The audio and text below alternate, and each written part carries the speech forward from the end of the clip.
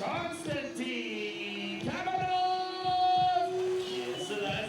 And we got Konstantin Kabanov dropping in. He's one of my favorite people to watch because he's super tech.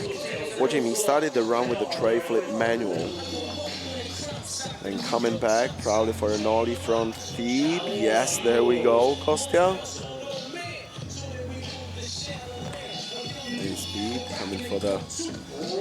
Oh! A cross and down frontside 5-0 on a round rail. If you guys skate, you know how difficult that is.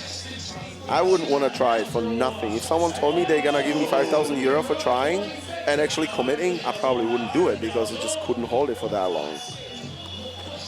Yeah, meanwhile, he did a nollie heel across the A-frame. With a kickflip front board on that rainbow rail.